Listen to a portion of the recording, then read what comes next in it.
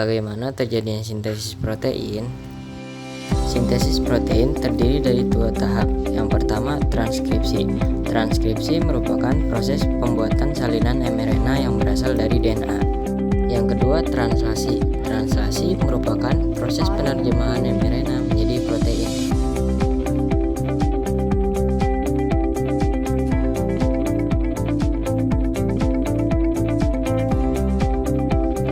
Proses yang pertama yaitu transkripsi. Transkripsi terjadi di dalam nukleus atau inti sel. Ada 3 tahapan yang terjadi dalam transkripsi, yaitu inisiasi, elongasi, dan terminasi. Saat terjadi proses transkripsi, DNA yang terkandung di dalam nukleus akan dihampiri oleh RNA polimerase. Inisiasi terjadi saat RNA polimerase melekat pada daerah promotor gen. Pada saat itu, RNA polimerase akan dimulai membentuk mRNA melalui cetakan DNA template.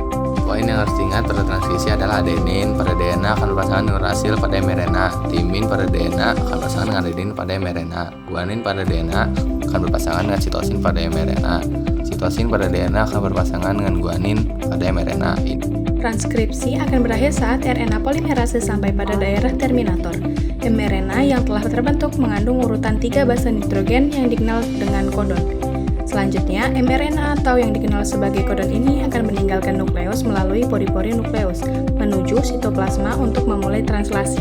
Setelah menyelesaikan tahap transkripsi, mRNA yang berada di nukleus akan berpindah ke sitoplasma, yang merupakan tempat ditemukannya ribosom. Hal ini dilakukan untuk melanjutkan tahap translasi. mRNA ini berperan sebagai cetakan untuk pembuatan protein. Sebagaimana kita ketahui, mRNA mengandung urutan 3 jenis basa nitrogen yang disebut kodon, sehingga poin yang harus diingat adalah translasi merupakan proses penerjemahan mRNA untuk dibuat menjadi protein. Hal yang harus diingat juga dalam translasi adalah pairing rules atau aturan memasangkan basa nitrogen pada translasi. Adenin pada mRNA akan berkaitan dengan urasil pada tRNA. Urasil pada mRNA akan berkaitan dengan adenin pada tRNA. Guanin pada mRNA akan berkaitan dengan sitosin pada tRNA. Dan sitosin pada mRNA akan berkaitan dengan guanin pada tRNA. Sama halnya dengan transkripsi, translasi juga memiliki 3 tahapan, yaitu inisiasi, elongasi, dan terminasi. Tahap inisiasi dimulai saat ribosom subunit kecil terikat pada mRNA. Ribosom subunit kecil ini akan bergerak dari arah 5 ke arah 3. Ketika sudah menemukan kodon AUG, tRNA yang membawa asam amino dan antikodon UAC akan melekat pada mRNA.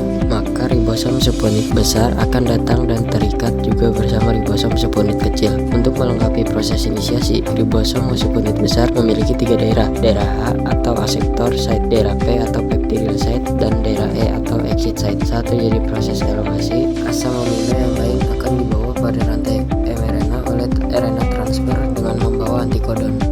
Selanjutnya, asam amino yang baru ini akan memasuki daerah A, lalu ikatan peptida akan terbentuk di antara kedua asam amino pada daerah P. Saat itu, ribosom akan berpindah ke triplet kodon lain yang ada di mRNA, sehingga tRNA yang sudah melepaskan asam aminonya akan berada di daerah E dan bersiap untuk keluar. Kemudian daerah A bersiap untuk ditempati tRNA yang baru. Siklus ini akan terus berulang sampai pada tahap terminasi. Terminasi terjadi ketika salah satu dari 3 stop kodon berada di daerah A.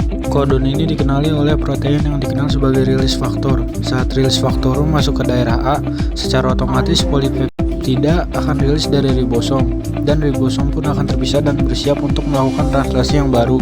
Nah, polipeptida inilah yang dikenal sebagai protein.